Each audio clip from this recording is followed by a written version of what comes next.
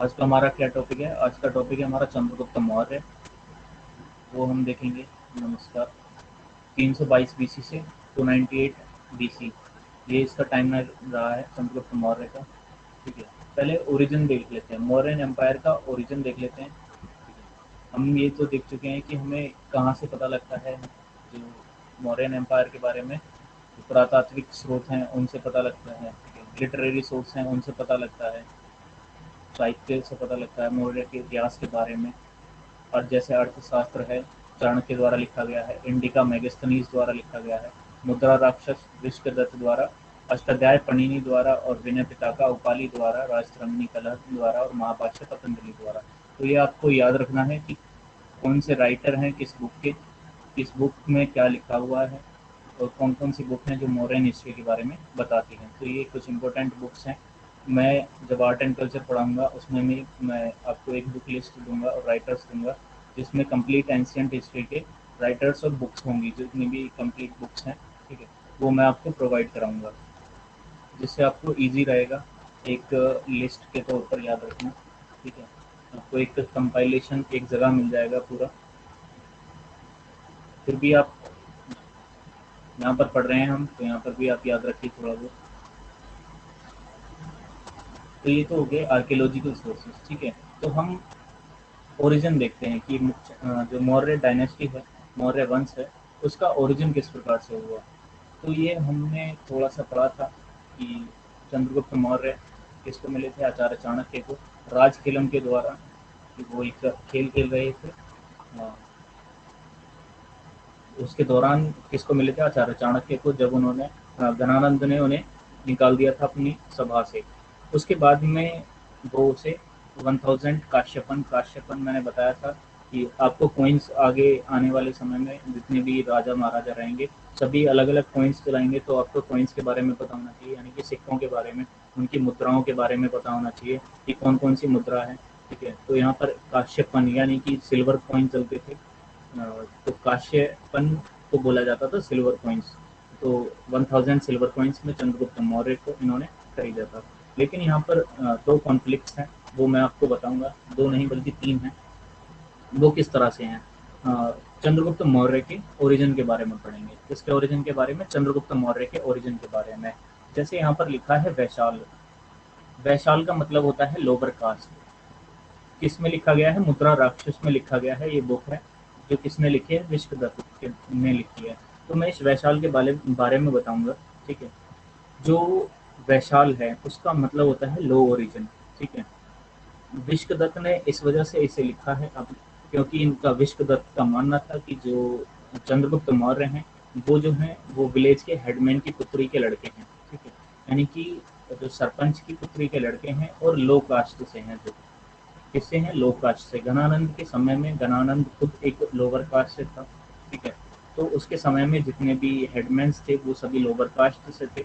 तो मुद्रा राक्षस यानी कि विष्णुदत्त का मानना ये है कि जो इनकी माता जी थी चंद्रगुप्त मौर्य की, वो क्या थी? एक हेडमैन की पुत्री थी। तो वो भी लोअर कास्ट से माने जाते हैं।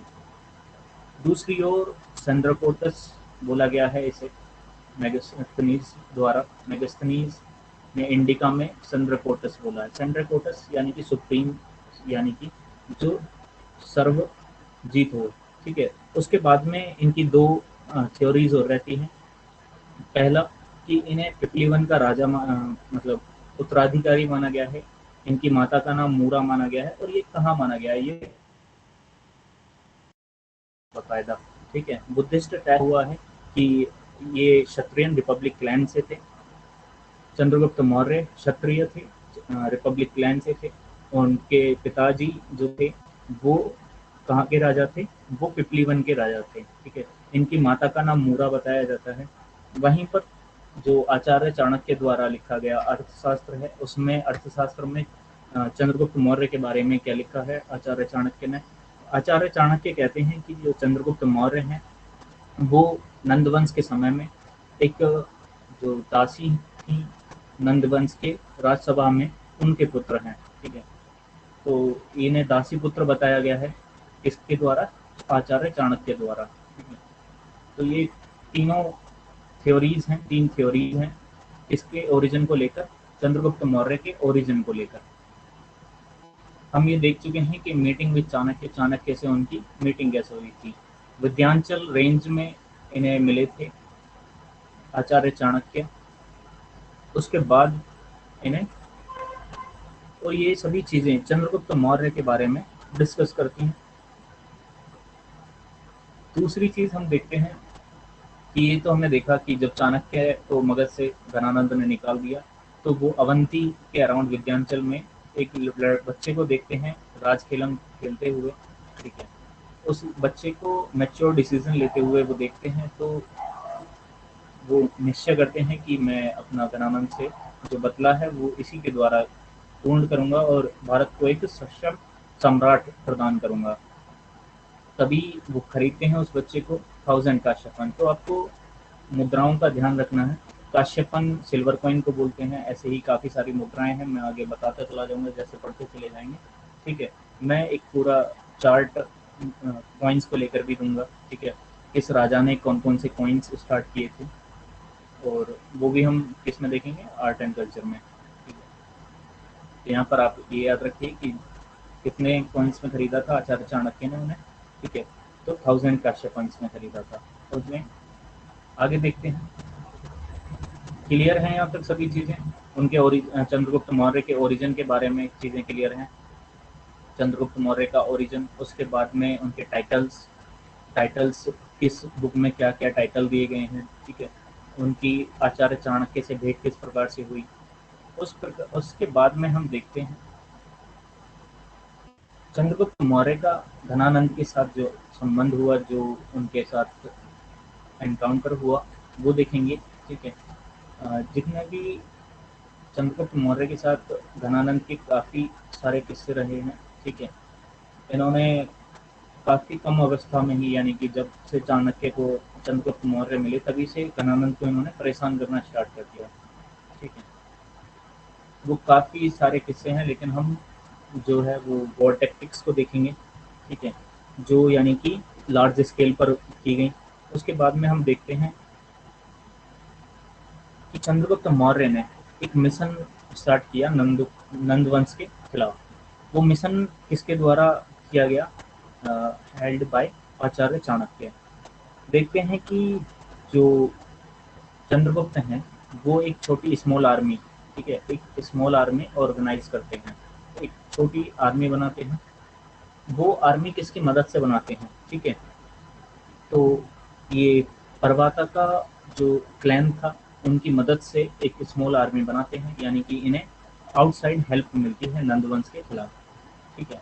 नंदवंश के खिलाफ क्या मिलती है? आउटसाइड हेल्प मिलती है, जिससे ये स्मॉल आर्मी बनाने में सक्षम होते हैं, क्योंकि ना तो आचार्य चाणक्य इतने कैपेबल थे कि वो एक आर्मी का गठन कर सकें, और ना ही चंद्रगुप्त मौर्य, क्योंकि वो तो बच्चा था, ठीक है, 16 साल का बच्चा था। तो ना इन दोनों में से कोई भी एक ऐसा व्यक्ति नहीं था कि जो एक सेना का गठन कर सके, तो इन्हें एक आउटसाइड समर्थन की आवश्यकता पड़ी, ठीक है। तो इन्हें आउटसाइड समर्थन मिला। उसके बाद देखते हैं कि जो धनानंद है उससे इनका कॉन्फ्लिक्ट किस प्रकार से रहा। कि सबसे पहले इन्होंने डायरेक्ट अटैक किया, ठीक है, आर्मी बनाई, उसके बाद में डायरेक्ट अटैक किया। कहा ये भी जाता है कि जो पिपलीवान की आर्मी थी उसने भी किसका साथ दिया था? चंद्रगुप्त मौर्य का साथ दिया था, ठीक है। पिपलीवान की जो आर्मी है इसके लेकिन दो कॉन्फ्लिक्ट हैं। मैंने अभी ओरिजिन से रिलेटेड बताया था, तो इसके बारे में बुद्धिस्ट टेक्स्ट में ही केवल जिक्र हुआ है, आचार्य चाणक्य ने कभी जिक्र नहीं किया। तो हम इसको मानेंगे भी नहीं कि पिपलीवान आर्मी ने, लेकिन हाँ एक स्मॉल आर्मी जो गठित हुई, इन्हें बाहर का समर्थन मिला। उसके बाद में डायरेक्ट अटैक किया इन्होंने इस पर, घनानंद पर, लेकिन वो सक्सेसफुल नहीं हो पाए। चाणक्य की एडवाइस पर चंद्रगुप्त मौर्य ने एक दूसरा जो युद्ध लड़ा, वो क्या करा कि आउटर जो वीक्स रीजन थे, वीक्स पार्ट थे, उन पर हमला किया, और फाइनली 322 बीसी में उन्होंने घनानंद का कत्ल कर दिया, यानी कि उन्हें पराभूत कर दिया और स्टेबलाइज किया मौर्य डायनेस्टी मगध में, ठीक। अब मैं आपको एक और स्ट्रेटेजिकली पॉइंट से बताता हूँ, ठीक है। यानी कि एक छोटी सी चीज़ शायद आपको याद ना रही हो, तो मैं आपको बताना चाहूँगा कि जो इनकी कैपिटल थी वो क्या थी, पाटलिपुत्र। और मैंने पाटलिपुत्र के बारे में स्टार्टिंग में एक चीज़ बताई थी कि वो काफ़ी ज़्यादा सेफ है, ठीक है। जो विंध्याचल रेंज है वो नीचे से जा रही है, ऊपर से गंगा है, ठीक है, नीचे से दामोदर है, बीच में यहाँ पर पाटलिपुत्र पड़ जाता है, ठीक है। तो चारों तरफ से ये क्या है, सेफ है। यहाँ तक पहुँचना यहाँ तक पहुँचना बहुत बड़ी बात है अपने आप में, ठीक है। तो इतने बड़े भारत में यहाँ तक पहुँचना बहुत बड़ी बात थी। तो पहला जो अटैक था, ये जो पहला अटैक था स्मॉल आर्मी के गठन के द्वारा, ये फेल क्यों हुआ, ठीक है। ये फेल इसी कारण से हुआ कि इन्होंने डायरेक्ट अटैक करने की कोशिश करी, और डायरेक्ट अटैक में वो इतने सफल नहीं हो, क्योंकि आर्मी वहाँ तक पहुँच ही नहीं पाई, ठीक है। तो घनानंद जो था वो यहाँ पर जीत गया। लेकिन दूसरा जो केस हुआ, वो जो ये सेकंड वाला हम युद्ध देखते हैं कि 322 बीसी में घनानंद को इन्होंने हरा दिया, उससे पहले ये एक और केस कर चुके थे, ठीक है। वो क्या था, ये घनानंद को हराने से पहले सेल्यूकस निकेटर को हरा चुके थे, ठीक है। ये क्या कर चुके थे, सेल्यूकस निकेटर को हरा चुके थे। सेल्यूकस निकेटर से एक प्रॉक्सी वॉर कर चुके थे। प्रॉक्सी वॉर होता है जो वास्तविकता में ना लड़ा गया हो, ठीक है। यानी कि उन्होंने कहीं ना कहीं जो युद्ध है सेल्यूकस निकेटर से, वो डायरेक्ट नहीं किया जैसे घनानंद के साथ किया, ठीक है। इन्होंने घनानंद से छुपने के लिए तक्षशिला में क्या लिया, आश्रय लिया, क्योंकि पहला युद्ध हार गए थे। अब इनके पास कोई सपोर्ट नहीं था किसी भी आर्मी का, किसी भी युद्ध को लड़ने के लिए आर्मी की आवश्यकता अनिवार्य है। तो ये गए तक्षशिला, तक्षशिला में इन्हें सेल्यूकस निकेटर के यहाँ पर आश्रय लिया, क्योंकि ये जानते थे कि कोई भी बाकी जनपद, जितने भी 15 जनपद हैं, सभी किसके अंडर में है, घनानंद के अंडर में। तो मैं आपसे यही कह रहा हूँ कि आप पीछे की बातों को याद रखिए। हम ये देख चुके हैं कि तक्षशिला इंडिपेंडेंट है, अम्बिराज और जो सेल्यूकस निकेटर हैं वो एक हो चुके हैं। तो उन्होंने घनानंद से संधि तोड़ लिया। तो इसी के कारण से तक्षशिला पहुंचते हैं आचार्य चाणक्य और चंद्रगुप्त मौर्य। चंद्रगुप्त मौर्य सेल्यूकस निकेटर की आर्मी में भर्ती हो जाते हैं। घनानंद यहाँ पर एक स्टेप चाल चलता है। घनानंद सेल्यूकस निकेटर के विरुद्ध ही युद्ध लड़ने पहुंच जाता है, तब उनका क्लैश होता है, और कहीं ना कहीं एक मॉरल वॉर जो है सेल्यूकस निकेटर के खिलाफ, वो चंद्रगुप्त मौर्य जीत जाता है यहाँ पर, ठीक है। उसके बाद इसका एनकाउंटर होता है 322 बीसी में घनानंद के, और घनानंद को पराभूत कर चंद्रगुप्त मौर्य मौर्य वंश की स्थापना करते हैं। क्लियर है ये सभी। उसके बाद देखते हैं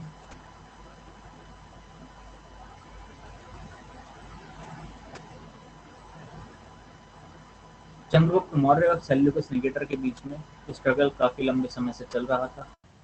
सेल्यूकस निकेटर घनानंद के बाद प्रॉब्लम बन चुका था, ठीक है। सेल्यूकस निकेटर क्या बन चुका था, एक प्रॉब्लम, समस्या बन चुका था। वो चंद्रगुप्त मौर्य को इतना सक्षम नहीं मानता था। वो उसका मानना ये था कि सेल्यूकस निकेटर का मानना ये था कि जो चंद्रगुप्त मौर्य है उसका इतना बड़ा रोल नहीं रहा है इसको हराने में, घनानंद को हराने में। आचार्य चाणक्य को वो मेन कल्प्रिट मानता था कि आचार्य चाणक्य ही मेन वो व्यक्ति हैं जिन्होंने घनानंद के विरुद्ध युद्ध किया, ठीक है। तो सेल्यूकस निकेटर क्या मानता था, बच्चा मानता था केवल एक चंद्रगुप्त मौर्य को। सेल्यूकस निकेटर चाहता क्या था, सेल्यूकस निकेटर का ड्रीम था वो ये था कि जो अलेक्जेंडर सिकंदर नहीं कर पाया, जिस जो विश्व विजेता नहीं कर पाया, वो मैं करूंगा, मैं भारत को कॉन्कर करूंगा, ठीक है। ये किसकी सोच थी, ये सेल्यूकस निकेटर की सोच थी। उसके बाद देखते हैं चंद्रगुप्त मौर्य।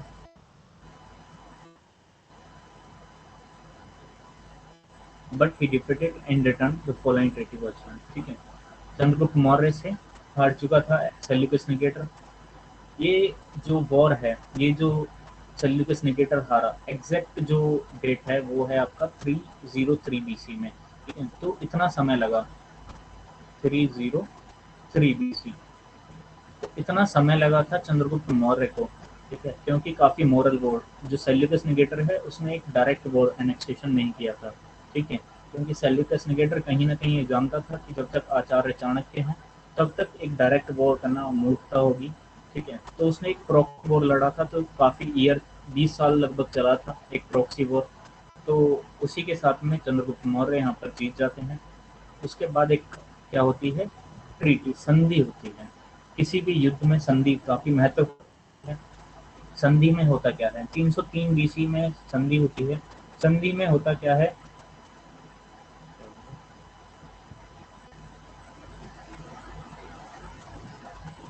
संधि में हम यहाँ पर देखते हैं कि चंद्रगुप्त मौर्य और हेलेना, जो सेल्यूकस निकेटर की पुत्री हैं, उनके बीच में एक विवाह की संबंध बनता है। ठीक है, मैरिज हमेशा से ही क्या रहा है, एक संधि प्रस्ताव रहा है। हमने बिंबिसार को देखा था। बिंबिसार ने भी क्या किया था कि एक्सपेंशन करने के लिए कोशला की देवी से, ठीक है, कोशला देवी से, चीमा से, हेलेना से विवाह किए।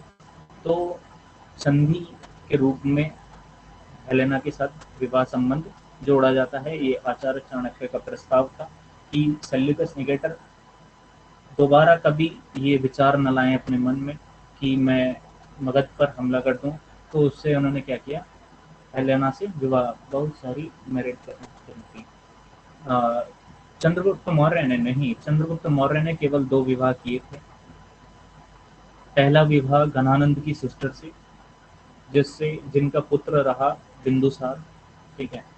दूसरा विवाह हेलेना, जो एक वॉर ट्रीटी थी, ये एक वॉर ट्रीटी थी।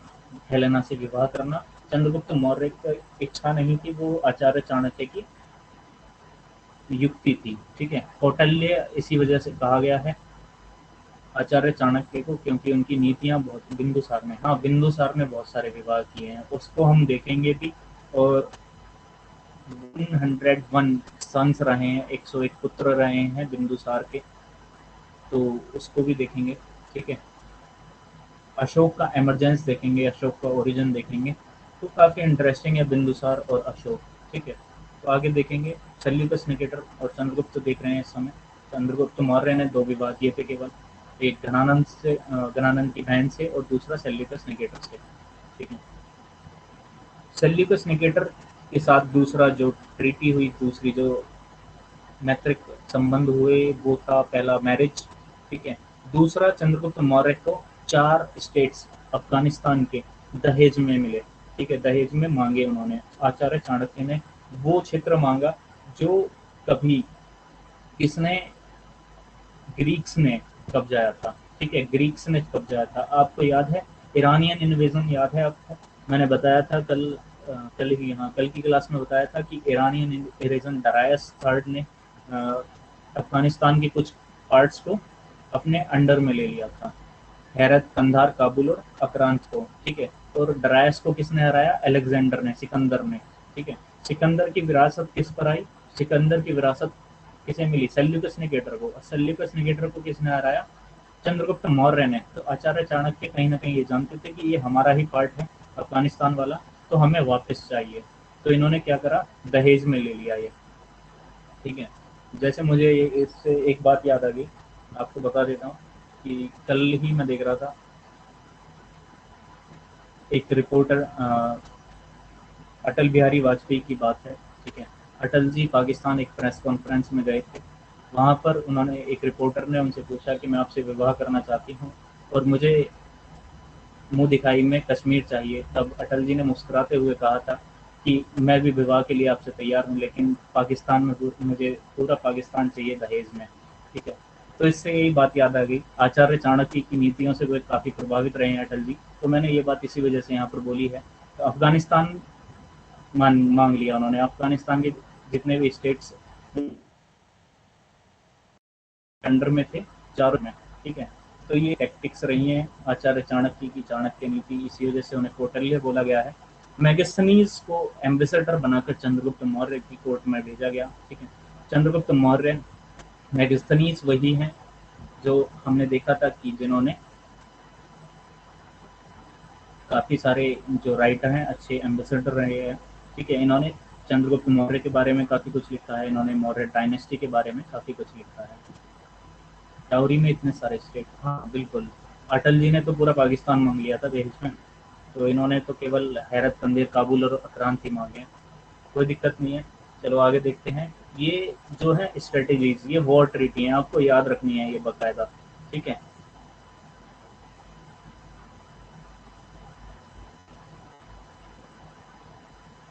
आपसे एग्जाम में पूछ सकता है कि कौन कौन से वो स्टेट्स हैं जो चंद्रगुप्त मौर्य को मिले थे दहेज में। तो हेरत, कंधार, काबुल और आक्रांत है। सेल्यूकस निकेटर भारत को जीतकर मित्र सिकंदर के सपने को पूरा करना चाहता था, ठीक है।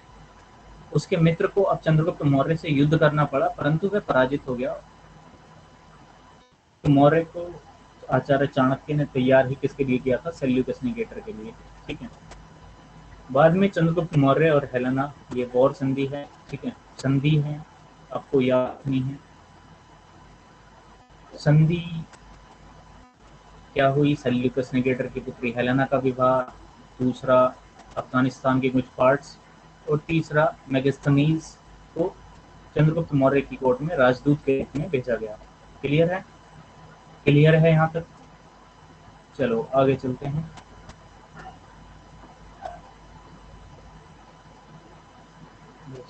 चलो आगे चलते हैं।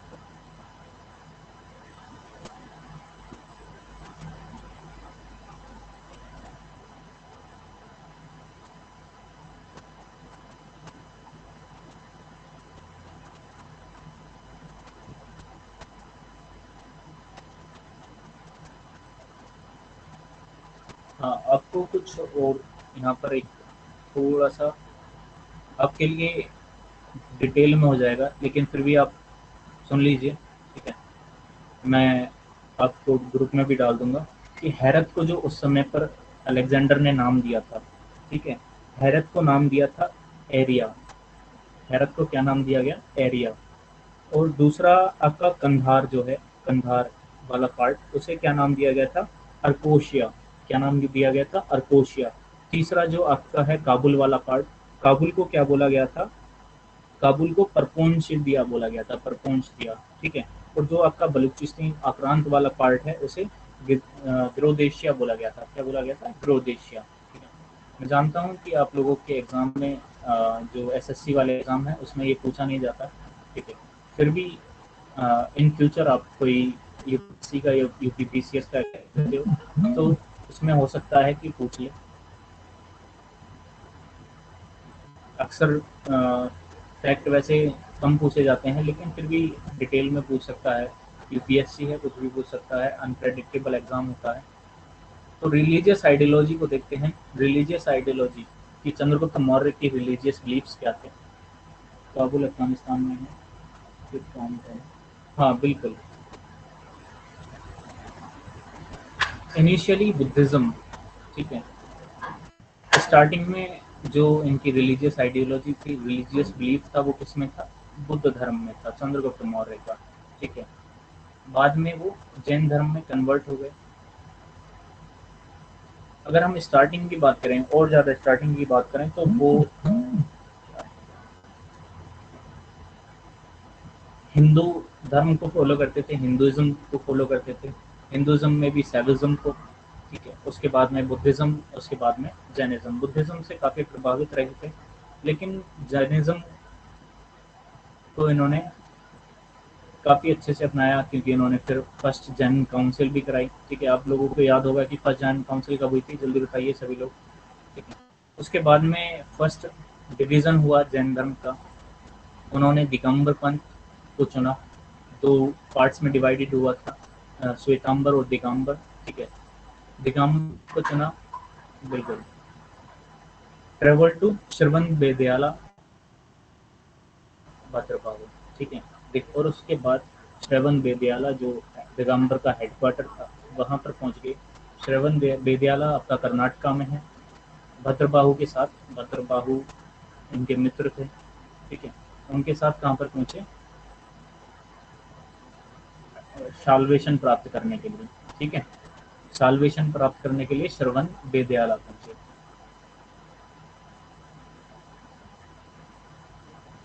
क्लियर है? आगे चलें। उसके बाद देखते हैं डेथ, चंद्रगुप्त मौर्य की डेथ के बारे में थोड़ा सा पढ़ते हैं, ठीक है। चंद्रगुप्त मौर्य की डेथ, इनकी जो डेथ थी एक बीसी में कहाँ पर हुई थी, श्रवण बेलगाला कर्नाटका, ठीक है।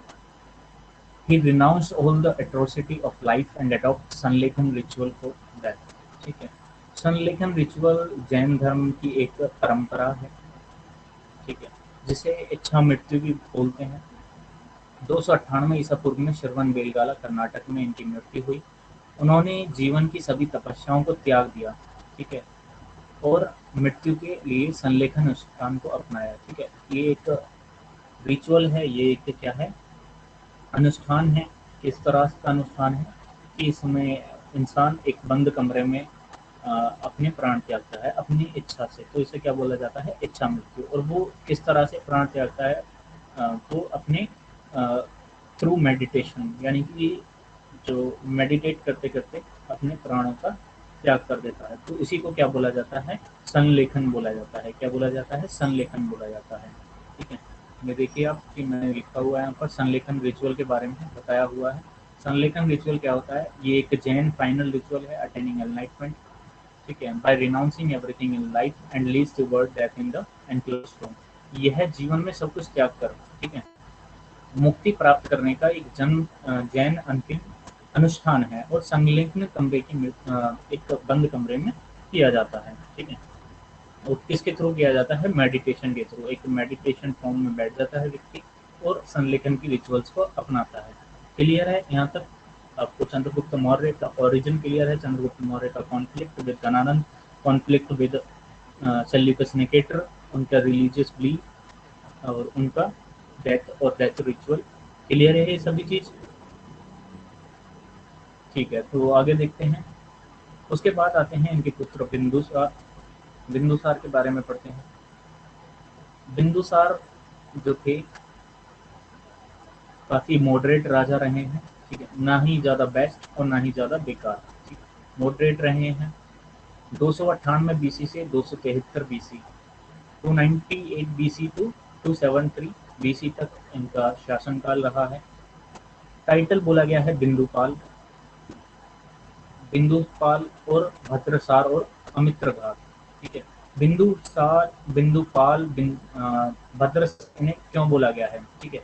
बिंदुपाल और भद्रसार इन्हें क्यों बोला गया है, इनके नाम ये किस तरह से पड़े हैं, क्योंकि आचार्य चाणक्य चंद्रगुप्त मौर्य को उनके भोजन में प्रतिदिन थोड़ी मात्रा में जहर दिया करते थे, ठीक है, विष का पाशन किया कराया करते थे, विष पाशन किया कराया करते थे चंद्रगुप्त मौर्य को। तो इन्हें एक निशान मिला इनके माथे पर नीले रंग का, ठीक है, तो वो निशान जो था वो विष के कारण था, ठीक है। तो इसी वजह से इन्हें क्या बोला गया है, बिंदुपाल और भद्रसार बोला गया है, ठीक है। अमित्रघात बोला गया है इन्हें क्यों, क्योंकि इन्हें डिस्ट्रॉयर ऑफ एनिमीज बोला गया है, शत्रुओं का विनाशक बोला गया है इन्हें, ठीक है। क्लियर है ये बात। He was considered less able because Kalinga attained independent sovereignty from Mauryas during his reign, ठीक है। इन्हें बाकी सभी राजाओं से, यानी कि जो अगर चंद्रगुप्त मौर्य की बात करें, अशोका द ग्रेट की बात करें, इन दोनों से लेस एबल माना गया है इन दोनों से कम कुशल योद्धा, सक्षम योद्धा माना गया है। अब आप बात करें कि चंद्रगुप्त मौर्य, अशोका द ग्रेट, वो तो अपने आप में बहुत बड़ी महान हस्ती रहे हैं, ठीक है। तो उनके सामने कहीं ना कहीं इनका जो अस्तित्व है वो छोटा पड़ जाता है, इनका जो व्यक्तित्व है वो क्या पड़ जाता है, छोटा पड़ जाता है। लेकिन ऐसा नहीं है कि ये एक बेकार राजा थे। जितनी कॉन्स्पिरेसीज बिंदुसार के समय पर हुई हैं, जितने कॉन्फ्लिक्ट्स बिंदुसार के समय पर हुए हैं, शायद उस समय पर टिक पाना भी बहुत बड़ी बात थी। तो काफ़ी अच्छा इन्होंने उस चीज़ को संभाला।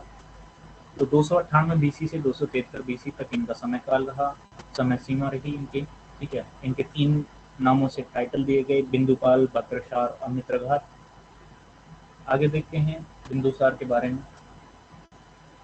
जो इनका रिलीजियस बिलीफ था वो स्टार्टिंग में बुद्धिज्म और बाद में आजीविका सेक्ट। तो आजीविका सेक्ट आपको याद होगा कि जैन धर्म में एक सेक्ट है आजीविका सेक्ट। किसका पार्ट है ये, जैन धर्म का पार्ट है, ठीक है। किसने बनाया था आजीविका सेक्ट को, आजीविका सेक्ट को जो महावीरा के फर्स्ट शिष्य थे घोषल मखलीपट्टा, उनके द्वारा ही आजीविका सेक्ट की स्थापना की गई थी। तो घोषल मकलीपट्टा के आजीविका सेक्ट को बिंदुसार ने अपनाया था। ठीक है, दूसरा देखते हैं अमात्य, जो प्राइम मिनिस्टर रहे हैं उनके समय में वो आचार्य चाणक्य रहे हैं। ठीक है, और जो चंद्रगुप्त मौर्य के समय में भी ये रहे हैं, तीनों पीढ़ियों के गुरु रहे हैं। ठीक है, तीनों पीढ़ियों के क्या रहे हैं, मेंटोर रहे हैं, आचार्य चाणक्य, चंद्रगुप्त मौर्य के भी, बिंदुसार के भी और सम्राट अशोक के भी। ठीक है, तो तीनों पीढ़ियों में आचार्य चाणक्य का काफ़ी इन्फ्लुएंस रहा है, काफ़ी प्रभावित किया है तीनों राजाओं को इन्होंने, अपनी प्रॉपर गाइडेंस दी है। ठीक है, इम्पोर्टेंट रिवोल्ट, तक्षशिला रिवोल्ट हुआ, किसके रीन के दौरान हुआ, वो बिंदुसार की रीन के दौरान तक्षशिला रिवोल्ट हुआ। तक्षशिला रिवोल्ट से रिलेटेड मैं कुछ बातें बता देता हूँ आपको। पहले ये देख लेते हैं कि सबसे पहले तक्षशिला रिवोल्ट को रोकने के लिए कौन गया था, वो गया था सुशील, जो इनका ओल्ड एल्डेस्ट सन है। 101 सन्स रहे हैं, 101 पुत्र रहे हैं इनके। ठीक है, धृतराष्ट्र से ज्यादा पुत्र थे इनके। रिवोल्ट मीनिंग विद्रोह। ठीक है, रिवोल्ट का मतलब है विद्रोह। तक्षशिला का विद्रोह हुआ था इन्हीं की रीन के दौरान, इन्हीं के कार्यकाल के दौरान विद्रोह। बिल्कुल ठीक है, मैंने डाला हुआ है आगे, तो उसी के बारे में बात करते हैं।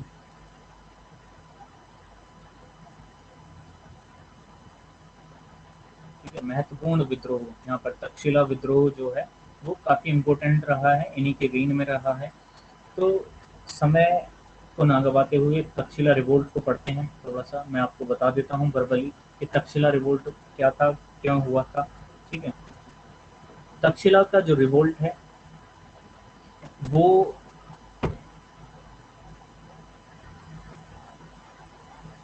हाँ, तक्षशिला का जो रिवोल्ट है वो वहाँ के कुछ लोकल ट्राइब्स के द्वारा किया गया था। किसके द्वारा, लोकल के ट्राइब्स के द्वारा किया गया था तक्षशिला रिवोल्ट। और दूसरा, जो आपके हिंदू कुश की जो पहाड़ियाँ थी, ठीक है, उनके गेट्स खुल चुके थे।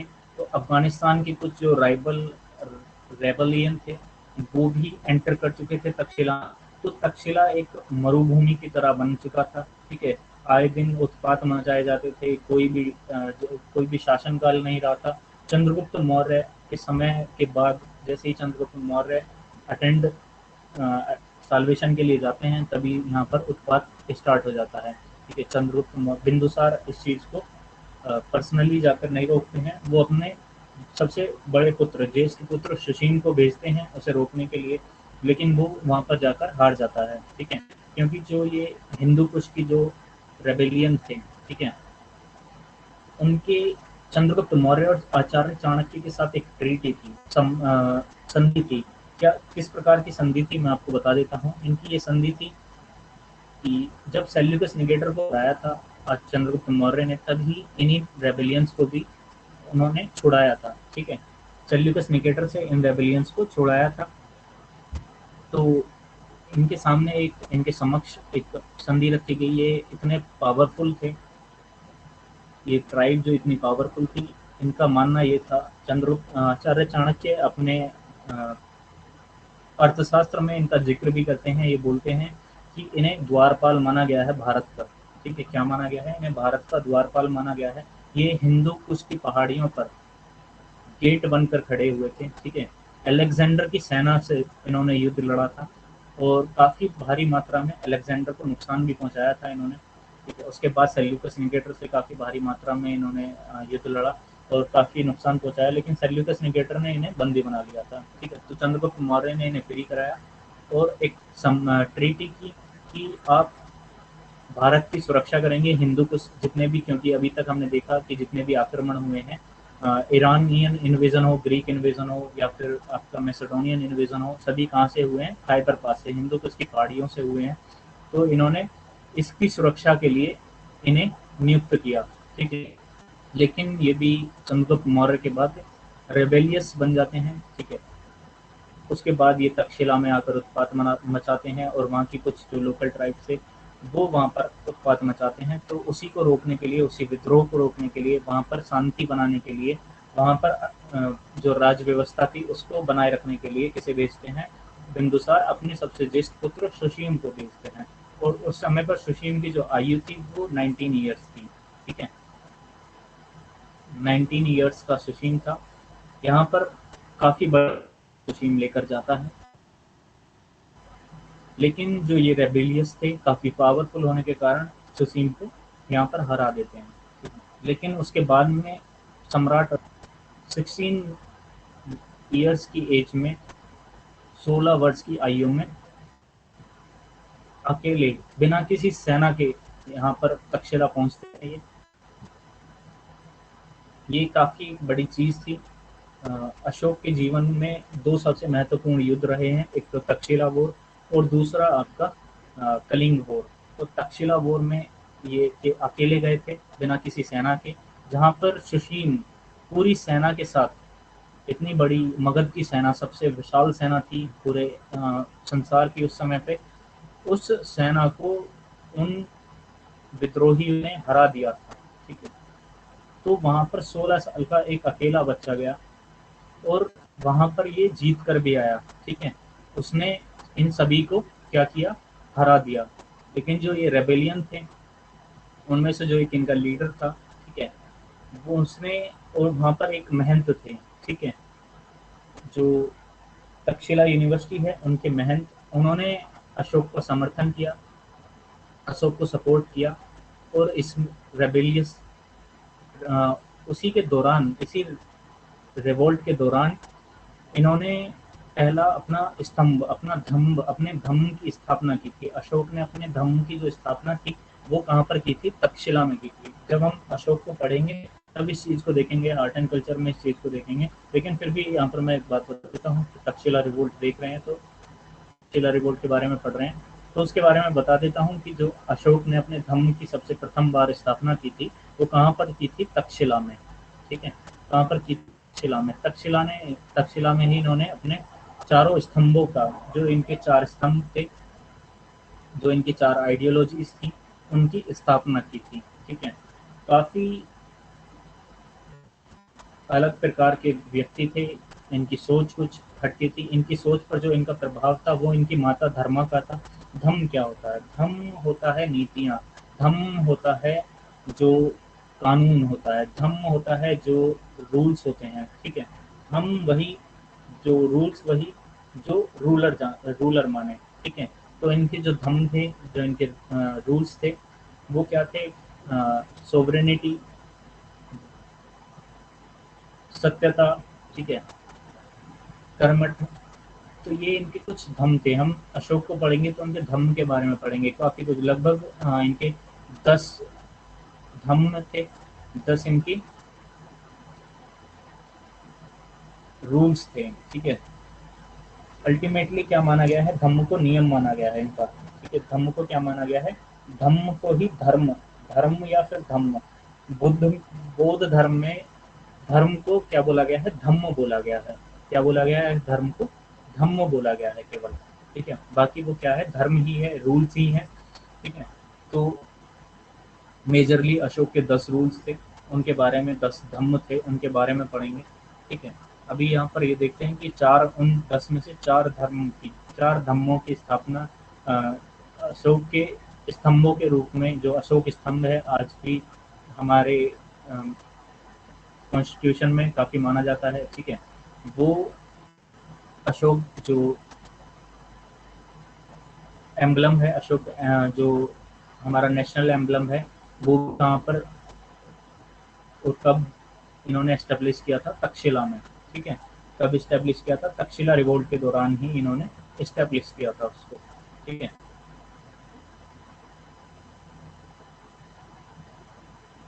तो वो चीज़ देखेंगे कि वो किस बारे में बताते हैं। ठीक है, जो एम्बलम है हमारा वो क्या हमें बताता है। ठीक है, वो किस तरह से लिया गया था, इनके जितने भी इंस्क्रिप्शंस हैं उनके बारे में पढ़ेंगे। ठीक है, तो यहाँ पर तक्षशिला रिवोल्ट काफ़ी इम्पोर्टेंट रहा, काफ़ी बड़ी बात थी अशोक के लिए। ठीक है, कि एक अकेला व्यक्ति इतने बड़े रिवोल्ट को अकेला संभालता है, यहाँ पर भी होकर आता है। आगे देखते हैं। ठीक है, अब किसे देखेंगे हम? अब देखेंगे अशोक को। ठीक है, अ, दूसरी चीज है कि जो यहाँ पर बुद्धिस्ट मॉन्क हैं, ठीक है, बुद्धिस्ट मॉन्क्स का ये कहना था कि जो बिंदुसार हैं उन्होंने दो समुद्रों के बीच यानी कि अरेबियन सी और अ, तुम्हारा ये गल्फ ऑफ मन्नार तक का जो पूरा एरिया था वो कवर किया था। ठीक है, जैसे इन्हें डिस्ट्रॉयर ऑफ एनिमीज इसी वजह से बोला जाता है कि इन्होंने इनका दमन किया था। ठीक है, दूसरी चीज कि इनके जो समय काल के दौरान कलिंग इंडिपेंडेंट हो गया था। वो किस प्रकार से हुआ? कलिंग जो इंडिपेंडेंट हुआ, ठीक है, वो यहाँ पर कहीं ना कहीं छोटी सी मिस्टेक रही थी अशोक की। ठीक है, अशोक की कुछ नीतियां थी। अशोक की काफी ओपन माइंडेड थे। जो कलिंग के किंग थे अनानंत, हाँ अनंत था। जो कलिंग के किंग थे, कलिंग के राजा थे अनंत, राजा अनंत। राजा अनंत को तक्षशिला में बंदी बनाकर रखा गया था। ठीक है, इन्हीं रेबेलियंस द्वारा तक्षशिला में क्या बनाकर रखा गया था? बंदी बनाकर रखा हुआ था। तो यहाँ पर क्या करते हैं अशोक, बिना किसी ट्रीटी के, बिना किसी संधि के, इसको इन रेबेलियन द्वारा इन्हें आज़ाद कराते हैं। ठीक है, कलिंग के राजा को यहाँ पर इंडिपेंडेंट करा देते हैं बिना किसी संधि के। अगर आचार्य चाणक्य यहाँ पर होते तो वो उनसे कोई संधि करते।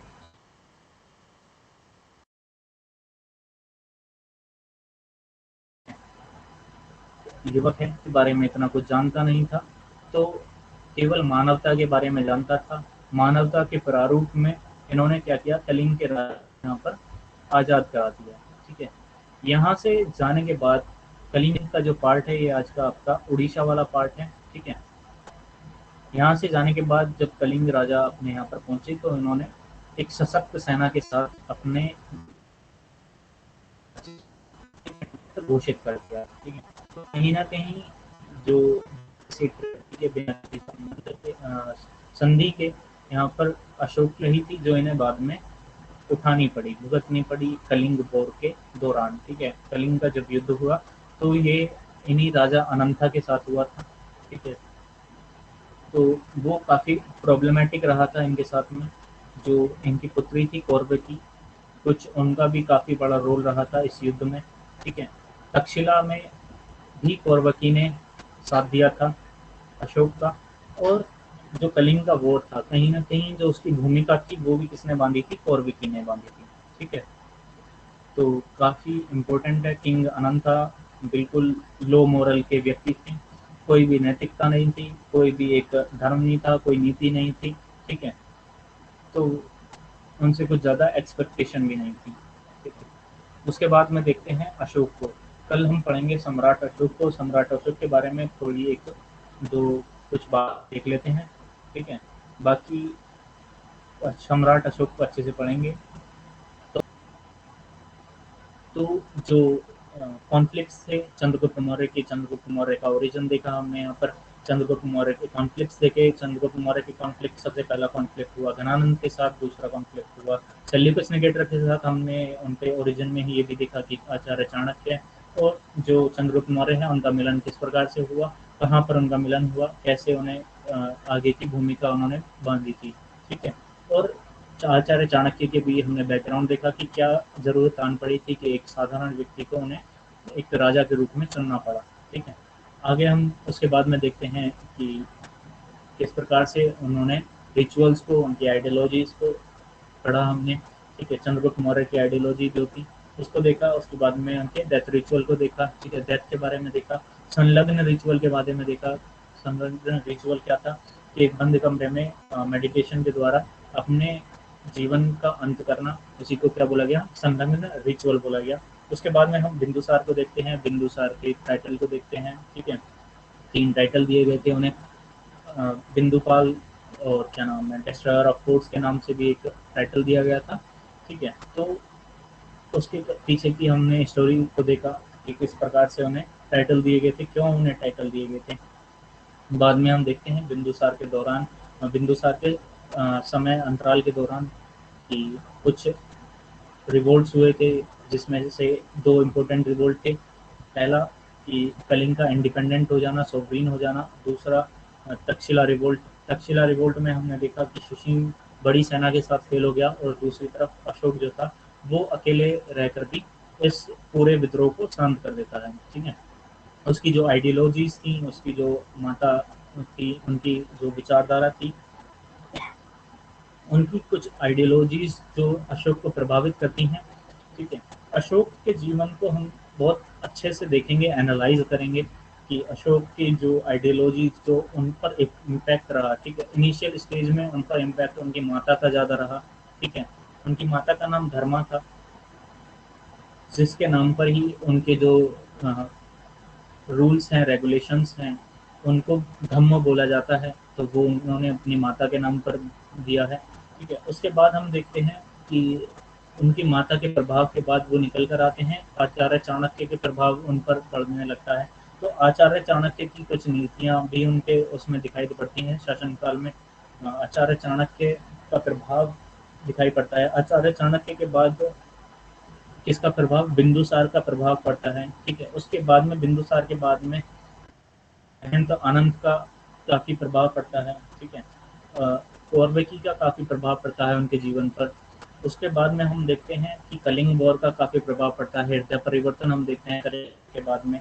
ठीक है, एक काफी ब्लड के इतिहास में सबसे ज्यादा महासंग्राम माना गया है कलिंग वॉर को। लाखों लोग मारे गए थे उसमें।